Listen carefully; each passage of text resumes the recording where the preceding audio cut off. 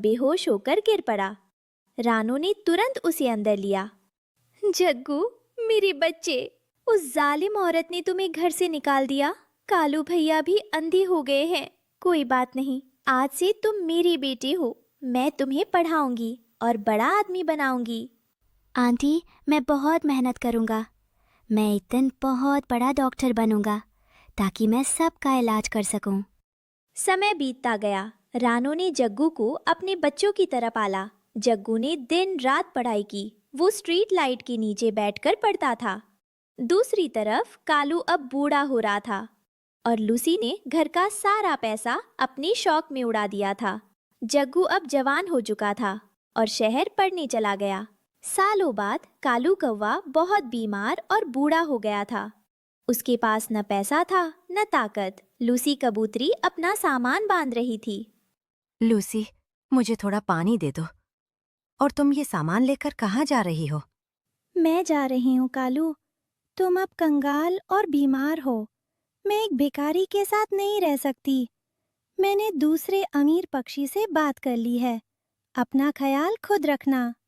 Lucy Kalu को मरने के लिए छोड़कर चली गई। जंगल में एक नया और बड़ा अस्पताल खुला था। वहां एक नया बड़ा डॉक्टर आया था। कालू कौवा गिरते पड़ती वहां पहुंचा। बेटा, क्या डॉक्टर साहब मुझे देखेंगे? मेरी तबीयत बहुत खराब है और मेरे पास देने के लिए बिल्कुल पैसे नहीं हैं। लेकिन मुझे बहुत दर्द हो रहा है। क्या मुझे मुफ्त इलाज मिल पाएगा? बाबा, आप अंदर जाइए। हमारे बड़े डॉक्टर साहब गरीबों का इलाज मुफ्त में करते हैं। कालू अंदर गया। सामने कुर्सी पर एक स्मार्ट काला कौवा सफेद कोट पहने बैठा था।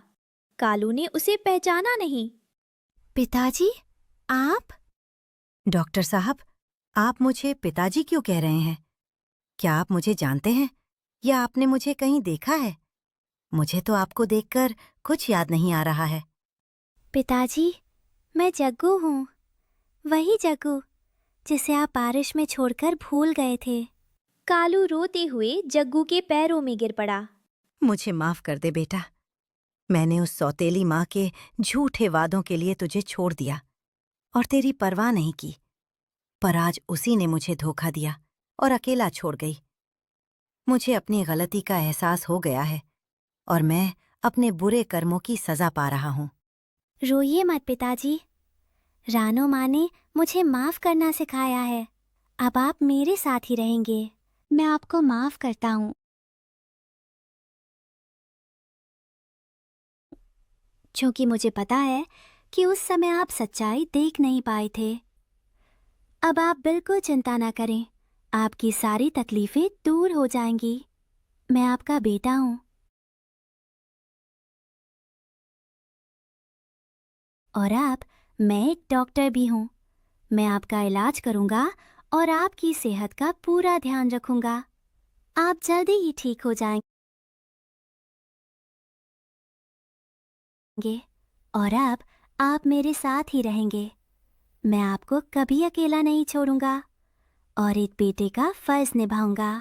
कालू को अपनी गलती का पछतावा हुआ। उसे समझ आ गया कि अपना खून अपना ही होता है और बुरे कर्मों की सजा यही मिलती है। जंगल के एक कोने में छोटा सा घोंसला था जिसमें रहती थी रानू चिड़िया। रानू चिड़िया का एक बेटा था जिसका नाम कुक्कू था। रानू चिड़िया को गाने से बहुत मोहब्बत थी। उसके गाए हुए गाने, संगीत और छोटी छोटी पोइम्स को हमेशा याद रखा जाता था। वो बरसों से जंगल की ऐसी चिड़िया थी जो कि हर समय गाती रहती थी। उसके सुंदर गीत से जंगल का मन अच्छा रहता था। एक दिन गौरी कवि उड़ते हुए चिड़िया के पास आती है। रानो बहन, मेरा जग्गू रात भर नहीं सोता। मुझे कोई गीत सिखा दो। मैं गीत गाऊंगी तो मेरा जग्गू सो जाएगा। गौरी बहन, मुझे एक गीत आता है जो मैं रात को अपने बच्चों को सुनाती हूँ और मेरा कुक्कू सो जाता है। मैं आपको वो सिखा देती हूँ। रानो